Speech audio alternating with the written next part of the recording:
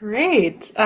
This is Nathalie Edmond from Mindful and Multicultural Counseling, and it's my pleasure to have a chat today with Michelle Gerdes about yoga and how it can help with mental health and particularly with emotional well-being. So welcome, Michelle, and Thank you. welcome to all our visitors who are currently watching and who will be watching later. So for those of you who may not know, I'm the owner of Mindful and Multicultural Counseling, which is based out of Ewing, New Jersey. And part of my vision for Mindful and Multicultural Counseling was that it would be able to provide mindfulness therapy and yoga to more of the community, because I have found that that has been incredibly helpful for my own healing and for the healing of many of my clients. So I invited Michelle to teach a free yoga class next week, and then to offer a series in the month of August so that more people can be invited into these practices. So Michelle, tell us a little bit about yourself and what brings you to yoga. Yeah, so thanks for having me, Natalie. I'm really excited to be working with you and your center, and specifically on this subject, which is so close to my heart. So I am a yoga teacher. I'm also a postpartum doula. And I would say that my specialty, where my heart is in this, is using yoga tools to help people with staying more in touch with their emotions, right? And being able to spend more time feeling emotionally well. And that comes from my own personal journey through depression and anxiety, and through my own therapy journey. And then just realizing once I started practicing how much more yoga was able to contribute to my healing. And then just feeling like I needed to bring it to everybody. Who wants yoga? Yeah. I feel like it's so powerful when you have had a personal experience that has changed you. Then I feel like it's an offering to the larger community about ways that it could help them as well. I had this interesting journey. I was introduced to yoga through meditation probably about 10, 12, 13 years ago. The years kind of merged together. And I remember at some point, so I was meditating for a couple of years, and at some point somebody said, "Oh, you should try yoga in a studio." And I said, I've only tried it at a gym before. Like I always thought of yoga as more like exercise. Mm-hmm. You know, it was something that I did when I wanted like a easier day. And then when I went to try to do yoga in a studio, I saw like I was introduced to so many more of the other limbs of yoga. And so that was really powerful to me to see beyond the movement part to the breath and just nonviolence and just compassion and all these other ways. And I started to see how some of my patterns in everyday life were showing up on my mat. And that was so helpful to me to start to say like, oh, maybe you don't have to try so hard all the time. Like maybe you could be a little kinder to yourself. Like maybe today you have a lot of energy, but tomorrow you don't. And can you be okay with that? Mm-hmm. Yeah, no, that's sounding really familiar. I came to yoga. I kind of practiced on and off, but yeah, more like exercise, and I never really kind of found a place that felt like home, or it just never really stuck. And I think also I was really busy. I had a demanding career. I had 2 kids. I really didn't make the time and space for it. Um, and then once I did, I started practicing, I thought, because, oh, it's going to be good for my body. And I've heard some things about how it's good for stress. And then, yeah, when you start moving with your breath and you start moving in a way that quiets your mind and that allows you to be introspective about, like you were saying, like about your habits and what am I doing on the mat and how is that reflected off of the mat, right? And then how can I use this yoga, right? This ancient method there's a reason it's with us for 6,000 years, right? It works. It speaks to all, right? Yoga means to yoke. It speaks to all of our bodies, mental, emotional, physical, energetic, right? And once you start to realize like all of these gifts, and there's like an aha moment where like this is going to be big for me and this is going to be healing. So I had, I had been, I'm very open. I had had two postpartum depressions, one with each of my daughters. The first was pretty severe. The second was much less so severe, but because we knew it was coming and we had prepared and we'd put things in place. And so I had, been in therapy. I had finally agreed to take medication. And I was doing, I thought, really well, right? And in comparison, I was really, had issues with depression and anxiety my entire life. And at the age of 32 was like, oh, this is real now, right? Let's live our best life, right? Let's not let the depression and anxiety steer the ship. So once I, had a bit of therapy, meds, 2 kids, then it was like, okay, now's the time for yoga. Now's the time where I'm ready to really dig really deep and use these tools. So the tools specifically that I really love to convey to students is, you'd mentioned breath, right? So breath is like it's with us all day, every day. We don't notice it. It just happens, right? But if we can start to pay attention to it, right, it gives us so many clues about what's going on with self. And then we can also use that breath to bring ourselves back into emotional well-being, right? So learning that breath was such a big deal. Even like before, like being in front of the camera for me right now, this is uncomfortable. Like I'm feeling uncomfortable. But when I pause, I notice where my breath is. My breath is really up here right now. You could probably even see it. But then I say, okay, breath, let's chill out. I bring the breath a little deeper, a little slower, and I'm basically okay, right? And meditation is something that I know I need to explore more, but we do some meditation, guided meditation to, again, like really help you tune into self, like what's going on in here. And I'm a big fan of being comfortable, getting comfortable being uncomfortable. Right. So we know like when we're going through our therapy appointments, like some of the biggest ahas come out of, ooh, this feels, ooh, what is this? Right. And if we can sit with, on the mat, then we can maybe start doing a little more off the mat. Right. So it's going to be classes that I don't want to frighten anyone. Right. I don't want to deter anyone, but it's going to be classes that are going to give you the tools, right, to go as deep as you're ready to go, right? Right. So breath. I think that's so important, right? That wherever you are, right, you're welcome, right? That sometimes, like I love telling people sometimes that when I would teach a yoga class at the beginning, I would say, right, that every time we come to the mat, our nervous system, our body, our energy, our mood is different. And how do we learn to listen to it and to respect it? And that for you, it might be that you sit in child's pose or shavasana the entire class, right? And to just be present, like that, what a gift that is to yourself, right? And other days you might have a lot of energy, and so you might move in a different way. And yeah, if we can do that on the mat, then we can learn to respect our limits and the way that our body communicates to us about whatever is happening in life. There's this there's this meditation teacher that I really love, Jeff Foster, and I love how he talks about how all that we need is already inside of us, right? And I love how yoga helps us either turn down the noise that makes us not be able to already see all of the things that we need are already inside of us, or that just opens our heart to be able to trust our inner voices. Mm-hmm. Yeah.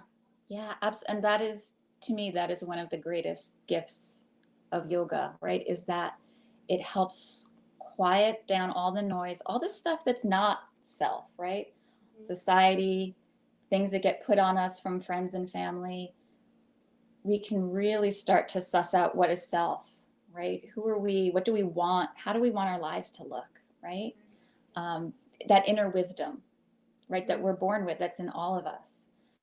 But it's hard to hear it, right? It's hard to kind of trust that, you know, when you can get quiet, that there it is, and it'll be there. And I think that sometimes, like I hear people that sometimes when, and it's been my own experience, that sometimes when you get on the mat, you feel great, right? And like sometimes you chase that feeling of greatness. But sometimes there's so much grief or other emotions that are being held in the body. I think particularly during this really uncertain time that will be with us for who knows how long in terms of COVID, and just the many ways that we are all impacted by that, as well as kind of the increasing recognition around Black Lives Matter, and that there's so much trauma and grief, sadness and shame that's just within us, not to mention fear. And sometimes when we move on the mat or when we're still on the mat, all those emotions that we tend to not take care of, or that we kind of put to the side in order to take care of our everyday life, I think that comes to the surface, and it can be overwhelming at times. And I wonder, what would you say to people who aren't convinced that they want to be with their feelings or their body just yet? Right. Yeah. So that's a really good question, Natalie. Gosh, I always want people to know that in my class is a safe place. My class is a safe place to feel your feelings. And I know that it can be hard, right, to feel these things that come up. But knowing that you're in a safe space, you're in a what we call held space, right? My job is to provide that safety, and that you are welcome in any way you show up. You are welcomed to have your camera off. You are welcome to sit in a corner and journal. Like Natalie said, you're welcome to just sit in child's pose, and I'll tell you exactly what that is so you'll know, right? But knowing that it's a safe place to go inside, and that we can be brave, and that I tell my students when I teach this that just showing up, right? And I know it's hard to show up, right? Or it can be for some of us. Just registering, clicking the button, and being there when it starts, right? That's I would say more than half of the battle, right? And then whatever you can or can't do, or whatever you do or don't absorb, it's going to be what it's going to be, right? But I like people to know that it's of the utmost importance to me that I am providing a safe space for anyone that wants to show up in whatever way that looks like for you. I co-lead a group for moms, mostly moms with postpartum, but other mood disorders and things like that. And sometimes a mom, the best she can do is literally show up and not join. Back when we could go places, right? The best she can do is not join us at the table and sit back in the corner and just kind of absorb. And I think that's beautiful that she got in the car, right, and is just there. Yeah. And whatever you take away is what you're meant to take away. Right. Yeah. That non-judgmental, really compassionate space. I love it. Yeah. So what I hear people often say that makes them think that yoga isn't for them is they're not flexible, and that they have too many thoughts, right? It's hard for them to slow down. So what would you say to someone who has these kind of thoughts about why yoga isn't for them? Right. So it's like the biggest misconception. I think it drives yoga teachers absolutely wild. Um, Flexibility is not a thing. Or it doesn't have to be. Um, I always say that, child's pose, which is, basically seated and folded forward, is just as much yoga as anything fancy you see on Instagram. Um, Yoga means simply to yoke, to join, right? And we're not joining our foot to the back of our head. Mm-hmm. That's not what it means, right? It means we're joining our breath with our movement. Um, we're joining our, physical body. We're tuning it in with our emotions, right? Natalie, I know you talk a lot about where are you feeling that, right? And I always appreciate when you ask that. It's such a good reminder that we feel physically our emotions. Mm-hmm. So if you can breathe, you can do yoga. It's really that simple.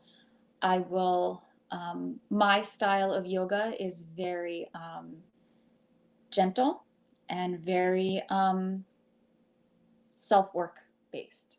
It's not about strength training. It's not about being upside down, which isn't to say that those things don't have their place. Right. They just don't have a place in Michelle yoga for emotional well-being yoga. Right. Yeah, so I'm very adamant about, we don't experience any pain. We experience some sensation, but we're very compassionate with the physical body. Yeah, and that's really important to me. So yeah, if you can breathe, you can do yoga. Yeah. Right. Yeah.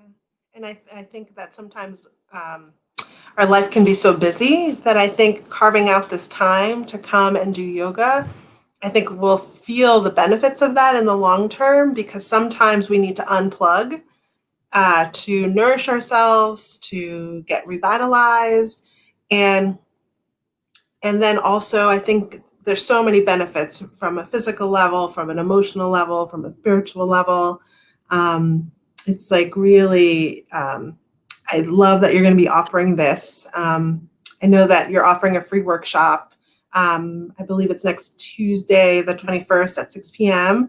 And people can register on the website for that. And then I think in August, on Monday, the first 4 Monday evenings, you're going to be offering a series, which is great because they'll be recorded. And so people who can make it live, great. And if people want to do it over and over again, great. I just think about like one of my yoga teachers talks about, like the more we do of something, the more it becomes a habit, right? And if we think about the ways that our brain can rewire, right, this neuroplasticity, that our brain is always evolving no matter how old we are. And and the more we do of something, the more it becomes easier to do. And so if we can show up again and again to our mat in whatever shape or mood we're in, the more we start to reap the benefit of it. And it creates clarity and some ease and some groundedness, I think, in a very unsteady time with so many different things happening this year. Yeah. Any thoughts about what people can expect from your series? Sure. So the workshop is going to be I think an overview of that. So Natalie, I studied with you. I consider you my yoga for emotional well-being mentor. Um, so what I learned from you, which has been so key and which is one of my favorite things to pass on to students, is befriending your nervous system, right? And all the things that go on in the background, um, in your biology and in your brain that you're just not aware of, right? And once you have that knowledge, right, and know, oh gosh, why is my breath here, and why am I shaking, and what's going on, right? So we're going to use our yoga tools to be able to befriend our nervous system, first of all, to get to know self. And everybody's nervous system is a little different, right? We all have nature and nurture. Some of us have, big T trauma. That's going to be, big impact. And I also am very aware of that when I teach and when I cue certain poses, right? Certain things might not feel good in your body. And this is why, right? And this is how you can recognize it and how you can meet your body and your nervous system where it is so that you can start living your best life, right? So that your lizard brain isn't running the show, right? Your cognitive thinking parts are saying, okay, I'm feeling this, but what are my tools that are going to get me to the other side so that I can stay in my safe zone, my social zone, and live the life I'm meant to live. Yeah. Was that a really long answer? Yeah. No, I love it. And I love how you're like hinting at these different things like lizard brain and, frontal, like, and I'm sure like if people show up for your workshop and your series, they'll learn a little bit more about what those things mean. Because I think that's so vital, right? Like that yoga actually teaches you skills, right? That you can then use in your outside life. Like you were talking about earlier about being a little bit nervous about being on camera here, and I'm sure you were using your breath, right, to try to regulate yourself. Yeah. And I think and I think how beautiful, right? Like if we tend to be a little bit anxious or a little bit agitated, we can learn breath exercises that help calm our nervous system down.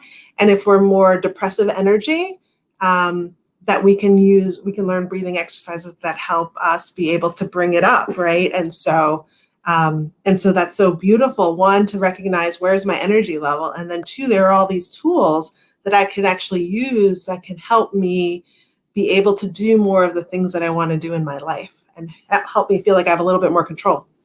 Yeah. Yeah. Coming from like recovering type A control freak. Yeah.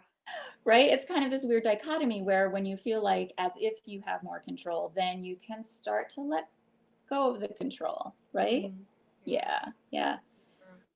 So Natalie, you were saying, and I agree, that it can be hard to take an hour, right? An hour just for self. Like it can feel selfish. Like we've got kids running around, spouses want our attention, work with COVID, right? A lot of us, everyone is on top of each other all the time. And to kind of pull yourself out of that for an hour can feel maybe selfish. But I like to say, so two-part question. I like to say first that it's so important to take time for you, right? Because you can't give to others unless your cup is full, right? So we're going to fill that cup.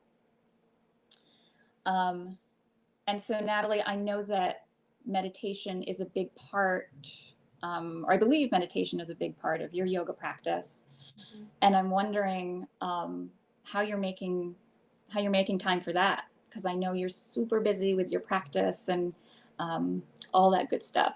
So how do you take that? How often are you taking that time, and how do you get it in? Like, right. Well, it's so interesting because I love meditation so much that I can't imagine skipping a day, right? And so over the years, I've probably been meditating since my first child. So probably about 12 or 13 years I've been meditating. Probably more like 12, but like I haven't had a daily practice until like the last 8 years. Mm-hmm. And it's like once you start to do it, once it becomes a habit and I start to experience the benefits of it, then I like want to do it. So what changes, maybe the style of meditation I do changes, the amount of time. So I used to do maybe 20 minutes a day. Mm-hmm. And now I probably more consistently do 10 minutes a day. And mm-hmm. I'm an early riser, so I probably do it at around like 4:30 in the morning. But like to me, it's like a great way to start the day, right? And other people, they would do it midday, they would do it at night. But I know for myself, if I don't do it in the morning, I probably won't get back to it. And so for me, sometimes I use chanting as an alternative form of meditation for myself, or sometimes I'll do a restorative yoga practice when I feel like my nervous system really needs a lot more support. And it's interesting because I used to love being on my mat for years and years and years, I used to love going to yoga classes. I would do yoga at home. And in the last year, I haven't been drawn to my mat. I've learned all these other limbs of yoga. So there are 8 limbs of yoga, and I've learned all these others. And so like I do yoga every day, but the times I get on my mat are rare anymore. But yeah, I feel like it's such a gift and I feel like it's made this year tremendously easier for me because I have all these tools that I can use. And if I'm ever outside of my window of tolerance, I just remember the breath and to ground in my body and to recognize that I am not these thoughts, I'm not these feelings, I'm not these sensations. They're all just experiences that I'm having, and I'm in this body for a temporary period of time. So I'm going to make the most of the time that I have in this body, in this life. So Yeah, that was beautiful. Yeah. thank you. Yeah. And I think it's like you commit to showing up, right? You get there and then you keep committing to it. And then like anything else, right? You feel the benefits and then it becomes a habit. And your body just knows it's 4:30 a.m. We're going to meditate and it's going to be good stuff. It's true. And some days I show up and it's nothing but peace and calm, and others it's like a roaring of thoughts and feelings, and other days it's just tears, and other days it's like an agitation. And so to just be okay and welcome all of that, because it's like the mind is like a weather, right? It comes and goes and changes, and it helps me be clearer in the day, right? Like if I wake up agitated and my meditation is full of agitated feelings, sensations, thoughts, I at least know like that's how I'm entering the day, and what do I need to adjust to befriend myself and my environment. Yeah. And to have the best day that you can, knowing that these are the circumstances that are going to surround your day. Yeah. Any final thoughts as we wrap up our session together? No, I don't think so. I just want to encourage everyone, like we said earlier, yoga isn't just turning yourself into a pretzel, right? Yoga, takes many, many forms and has so many gifts to offer. And Natalie, I'm just really honored and excited that you asked me to do this with you and your clients. And I'm really, really looking forward to it. This is my life's work, and I'm super, super excited to be on this journey. I'm so excited to have you doing it. I can't imagine a better person to be launching the series for us. You have a wealth of knowledge, and your compassion and your ability to tailor the yoga class for different abilities. And so I think that people are welcome, whether they're sitting in a chair, whether they're laying on their mats, there's something that you can offer them. And so I'm thrilled about that. Yeah. So I believe yoga can change the world, one person at a time. Absolutely. Absolutely. Great. All right. Well, if you are interested and curious about signing up for the workshop, which is free, or the series, please go to the website, mmcounselingcenter.com, and right on the homepage or the mindfulness and yoga page, you can find out more information. Feel free to reach out if you have any questions. We'd love to hear from you. Yeah, please feel free to reach out. I'm Michelle Gerdes on Facebook and Insta. So I love talking about yoga. So if you want to get in touch with me there, please do. And I look forward to spending some time with you. Take care, everyone. All right. Bye, Natalie. Bye, Michelle. everyone.